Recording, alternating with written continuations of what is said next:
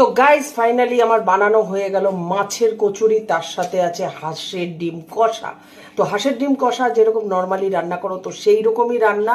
এটার কোনো যেরকম মানে বেসিক মশলা হয় যেরকম আদা পেঁয়াজ রসুন, কিন্তু হাঁসের ডিম শীতকালের তো এখন আমি খাবো, একটু খেয়ে তোমাদেরকে রিভিউ দেবো। কচুরি রিভিউ তো আমি দিয়ে দিয়েছি, কচুরি খুবই ভালো হয়েছে। এটা এডিট করে কালকে ছাড়বো, তোমরা পুরো দেখতে পাবে। উফ, যা গন্ধ বেরিয়েছে না, মানে কি বলবো, লাজবাব লাজবাব। এসব গরম গরম খেলে একটু বেশি ভালো লাগে। দেখো ধুয়ে উঠছে একদম।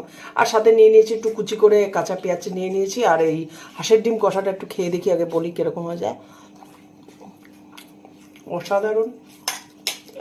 নুনটা একটু কম দিয়েছি কারণ কচুরি টচুরি এসব দিয়ে খেতে গেলে একটু ইয়ে লাগে। তো যাই হোক, এটা তো রিভিউ দিয়েছি, এটা তো ধোয়া উঠছে একদম। দারুণ দারুণ। এই ঠান্ডায় একদম জমে যাবে। আর এই যে সাথে আছে হাঁসের ডিমের কষা আর মাছের কচুরি। পুরো ফুল রেসিপিটা কালকে তোমাদের দিয়ে দেবো। কীরকম লাগলো অবশ্যই কিন্তু কমেন্ট করে জানাবে। আর বাড়িতে বানিয়ে তোমরা খাও আর আমাকে আমার নাম করো, বলো যে এত সুন্দর রান্না। তো এত ঠান্ডা, তো আমি জ্যাকেট পরেই খেতে বসে গেছি আজকের ডিনার এটা। তো দেখো হাঁসের ডিমের কুসুমটাই হচ্ছে দেখার মতন। কীরকম কালারটা, দেখো কালারটা। তো হাঁসের ডিমের কুসুমটা দেখার মতন, মাছের কচুরি।